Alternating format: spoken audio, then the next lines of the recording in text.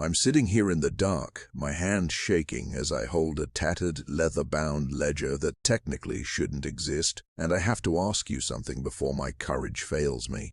Would you risk your life to save children who the law says aren't even human, or would you look the other way to save your own skin? My name is Elias Thorne, and in the winter of 1839, in the heart of Virginia, I did something that could have seen me swinging from a gallows by sunrise, and even now, decades later, the screams of that night still echo in the silence of my bedroom.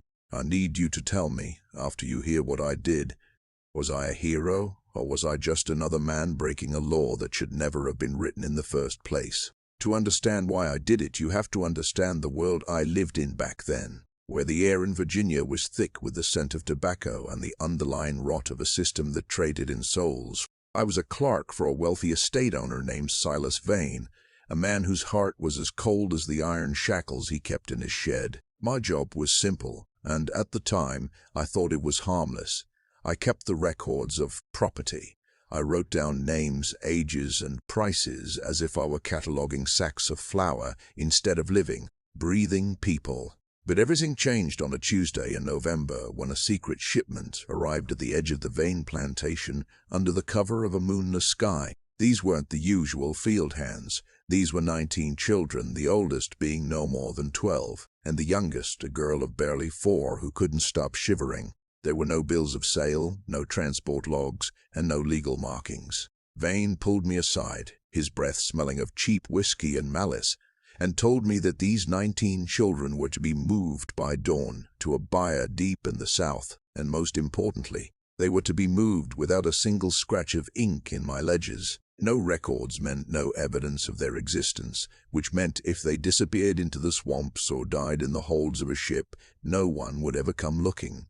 I looked at that 4-year-old girl, her eyes wide with a terror so deep it seemed to swallow her face, and I felt a snap inside my chest. I had spent years being a silent witness to cruelty, but the thought of these 19 innocent souls being erased from history before they even had a chance to live was more than my conscience could bear. That night, while Vane was passed out in a drunken stupor and the overseers were distracted by a celebratory cask of ale, I knew I had a window of exactly 4 hours. I didn't have a plan, I didn't have a weapon, and I certainly didn't have the legal right to interfere. But I had the keys to the holding pen and a desperate knowledge of the backwoods trails that led toward the Quaker settlements near the border.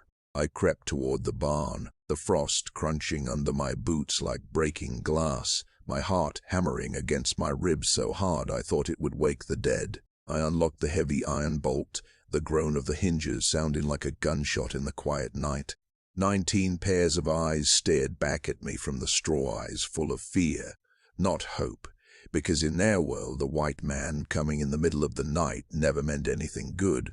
I whispered for them to be silent, promising them bread and safety, though I knew I could barely guarantee the latter. I gathered them, one by occupy, telling the older ones to carry the toddlers, and we began the most harrowing trek of my life. We moved like ghosts through the Virginia brush, the briars tearing at my clothes and their bare feet, but not one child cried out. It was as if they knew their very breath depended on the silence. Every snapping twig felt like a trap springing shut, and every hoot of an owl felt like Vane's voice calling out for my head. We were about 6 miles out, deep in the thicket where the fog rolls off the river, when I heard the first distant baying of the hounds. My stomach dropped. I realized then that Vane hadn't stayed asleep, or perhaps one of the stable boys had seen us. I was one man with 19 terrified children, and the law was fast approaching with torches and teeth. So that's the situation I was in, and I had to make a choice. I could have left them there and ran for my own life, or I could stay and face what was coming. Before I tell you what happened next, I want you to pause and comment below what you would have done in my shoes. Would you have stayed to protect them, knowing it meant almost certain death, or would you have saved yourself? The dogs were getting closer, their howls turning into that rhythmic, bloodthirsty yapping that meant they had the scent. I looked at the oldest boy, a kid named Samuel, who had been helping the smaller girl, and I saw a bravery in him that I didn't even feel in myself. I told them to hide in the freezing waters of the creek to mask their scent, while I doubled back to lay a false trail. I ran until my lungs felt like they were filled with hot coals, dragging a bloody piece of meat I'd swiped from the kitchen to lead the dogs toward the high cliffs. I could see the torches flickering through the trees, a line of orange fire cutting through the blackness. I reached the edge of the ravine and threw the bait over, hoping the hounds would follow it down the steep drop. I hid behind a massive oak, clutching a heavy branch, praying to a god I hadn't spoken to in years.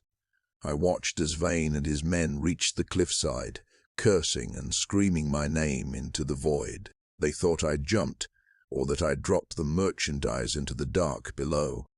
The fury on Vane's face was demonic.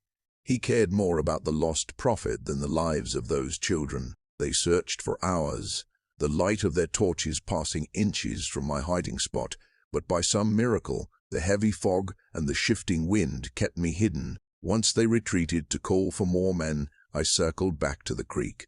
The children were blue with cold, shivering so violently their teeth rattled, but they were alive. We pushed on through the rest of the night, fueled by nothing but pure adrenaline and the instinct to survive. By the time the sun began to bleed over the horizon, we reached a hidden cellar belonging to a family of abolitionists I'd heard rumors about. They took us in, whisking the children into the shadows just as the first light of Wednesday morning hit the floorboards.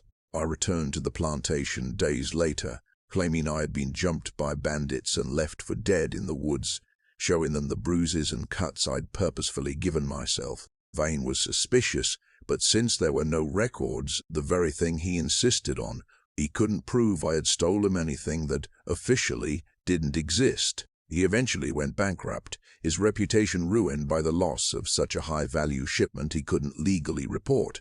As for the 19 children, they were moved through the secret networks, far away from the reach of Virginia's chains. I never saw them again, but I heard years later that Samuel had become a teacher in the North. That night changed me. It turned a silent clerk into a man who understood that some laws are meant to be shattered. I spent the rest of my days looking at that empty ledger, knowing that the most important entries I ever made were the ones I never wrote down. Looking back, I know I did the right thing, even if it meant living in fear for the rest of my life. If you think I was right to risk everything for those children, then please like this video to show your support. Don't forget to subscribe for more stories of courage and the dark history that often goes unrecorded. I really want to hear your final thoughts on this whole mess in the comments section. Was the risk worth it? Or was I a fool to think I could change anything? I'll see you all in the next story.